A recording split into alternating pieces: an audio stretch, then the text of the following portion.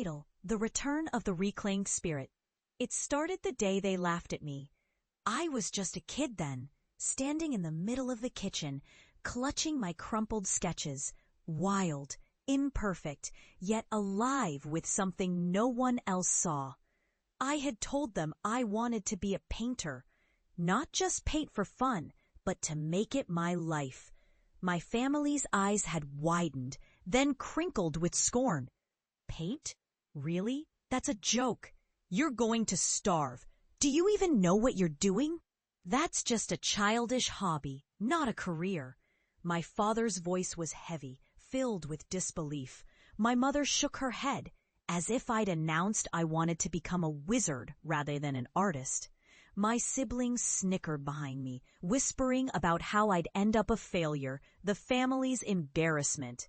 They called it a ridiculous dream, a waste of time, an embarrassment to the family name. Over and over, I heard those words. But inside, something ignited, an unquenchable fire that refused to be extinguished by their doubts. I was told I was dreaming too big, that I should settle, that I was wasting my potential on paint and canvas. They said I'd never make it, that I'd end up with nothing but broken brushes and empty pockets. I remember nights staring at my small apartment ceiling, tears blending with the relentless voice inside telling me, "They're right, it's impossible, give up." But I didn't. I took those doubts and turned them into fuel. I spent years honing my craft in obscurity. I painted in cramped apartments, sacrificing comfort, time, and stability. I poured my soul into every stroke, every color, every piece. I faced rejection after rejection, galleries turning me away, clients dismissing my work. My family's words echoed in my mind, "You're wasting your life, embarrassing us." But I knew I was building something. They saw the failures, but I saw progress. I refused to let their words define me. I kept going. Then, one day, everything changed. It was a cold evening, 5 years after I had first told them I'd make it as an artist. An invitation arrived in the mail. A prestigious gallery wanted to feature my work. My heart pounded with disbelief and pride. I had done it. Against all odds, I'd proved them wrong. My paintings hung on walls, admired by critics and collectors. My name was on the rise. The years of relentless work, rejection, sacrifice, they all culminated in this moment of triumph. But the real victory was yet to come. Today, I returned home, not as the foolish dreamer they once mocked, but as someone who had carved his own destiny. The house was the same, a modest, tired structure, its paint peeling, the yard overgrown. I took a deep breath and stepped inside.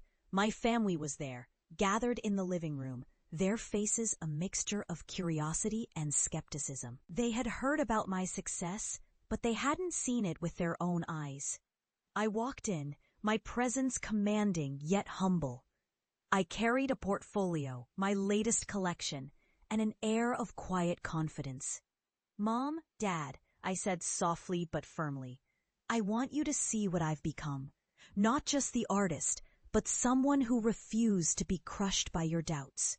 I unfolded the portfolio, revealing my paintings, vivid, powerful, emotionally raw pieces that spoke of struggle, hope, and redemption. The room fell silent. My family's eyes widened. They looked at my work, then at me. For the first time, I saw their defenses crumble. Their expressions shifted from skepticism to awe. And then my father's eyes filled with tears. He reached out, trembling, and said, I didn't know you had it in you. I was wrong. I'm sorry." My mother looked away, tears streaming down her face, whispering, "I never should have doubted you. You're incredible." In that moment, something shifted in me. All those years of pain, rejection, and loneliness melted away. I had come home, not just to show them what I'd achieved, but to reclaim my dignity, my worth, my life. I looked around at my family, at the humble house that once felt like a prison, and felt a quiet, powerful resolve. I had been mocked, dismissed, told I was foolish, but I had risen, carved my path through fire and doubt. I had become something they couldn't understand, couldn't accept, yet here I was, standing tall. And this was only the beginning, because I knew now that no matter how dark the night, no matter how fierce the storm, the human spirit, when fueled by relentless faith and unyielding purpose, can triumph. And I was just getting started. End of story.